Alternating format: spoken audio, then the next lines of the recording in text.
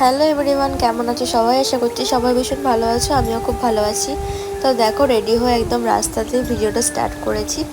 আর এখন হচ্ছে আমরা চন্দননগরে। এবছর চন্দননগর আমরা প্রায় 3 দিন মতন গেছি। আর এটা হচ্ছিল যে অষ্টমীর দিন। তো যাওয়ার কোনো প্ল্যান ছিল না, হুট করেই বললাম যে না, চন্দননগরে দেখে আসি ঠাকুর। আর এই যে আমরা চলে এসেছিলাম অষ্টমীর দিনকা।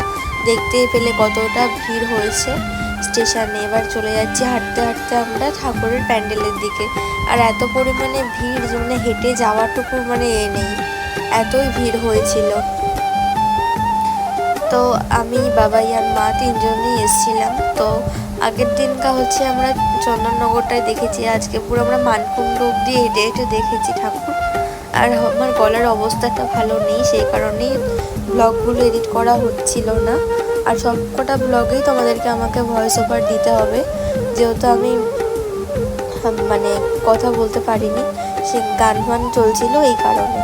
আর এই যে দেখো, ভিড় ঠেলে কতটা যে কষ্ট, আর বলার কিছু নেই।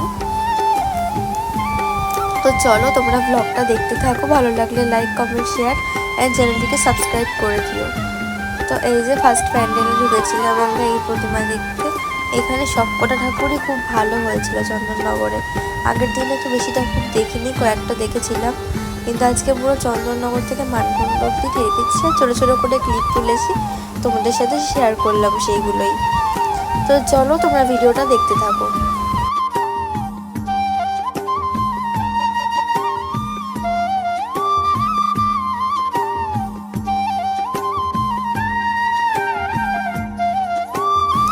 আর এই যে দেখছো এই ভিড়টা, এটা হচ্ছে রানীমাকে আমরা দেখতে যাচ্ছিলাম। তো এইখানকার ভিড়টা হয়েছিল এত পরিমাণে, দেখতেই পাচ্ছ চন্দননগরে তো একই ভিড়, তার মধ্যে এই রানীমাকে দেখার জন্য এত লোক এসছে।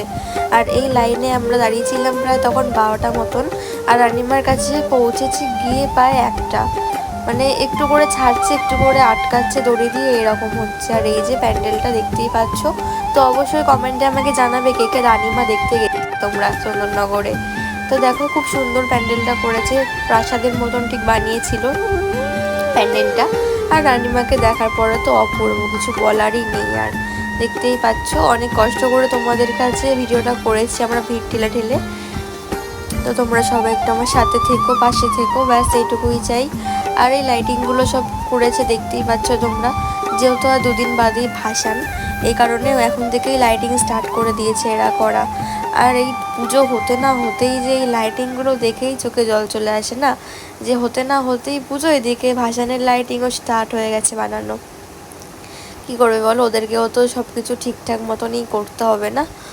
তো যাই হোক, দেখো আজকে বেশি ঠাকুর প্রায় দেখিনি, কয়েকটা দেখেছি, আমি ভিডিওটা বেশি করতে পারিনি, প্রবলেম হয়ে গেছে, ভিডিওটা বেশি করতে পারিনি। ঠাকুর দেখেছি অনেকেই, যে ভিড় দেখছো না, এই ভিড়ের ঠেলাতে আমি আর ভিডিও করতে পারিনি। আর হেঁটে হেঁটে তো অসম্ভব, পায়ে যন্ত্রণা ধরে গেছি হেঁটে হেঁটে ঘুরে। তো যাই হোক, দেখো তোমরা প্যান্ডেলগুলো, প্রত্যেক কটা প্যান্ডেলই কিন্তু খুব সুন্দর করেছিল। আর এই যে এখানে গণেশটা দুল ছিল, ওটাই ভিডিও তোমাদেরকে দেখাচ্ছিলাম করে।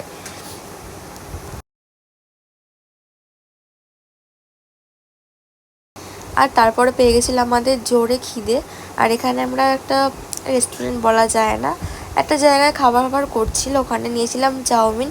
আর এত জঘন্য খেতে, ধারণার বাইরে। আমরা 2 দিনই খাবার নিয়েছি, 2 দিনই খাবার বাজে। আমরা তো বলেছি এবার চন্দননগর ঠাকুর দেখতে গেলে আমরা রেস্টুরেন্ট ছাড়া খাবোই না, বাট রেস্টুরেন্ট ওখানে খুব কম, ফুটপাতগুলোই বেশি ছিল। আর তারপরে দেখো, আমরা স্টেশনে চলে এসেছি। আর এখানে না স্পেশাল ট্রেন দেওয়া হয়েছিল 2 দিন, এখানে 4 দিন হচ্ছে স্পেশাল ট্রেন দেওয়া হয়েছিল, যে অনেক যাত্রী সব বাড়ি যাবে, এই কারণে আমরা স্পেশাল ট্রেনে তারপর বাড়ি চলে এসেছি। তো চলো, আজকের ব্লগটা এইটুকুই, সবাই ভালো থেকো, সুস্থ থেকো, বাই।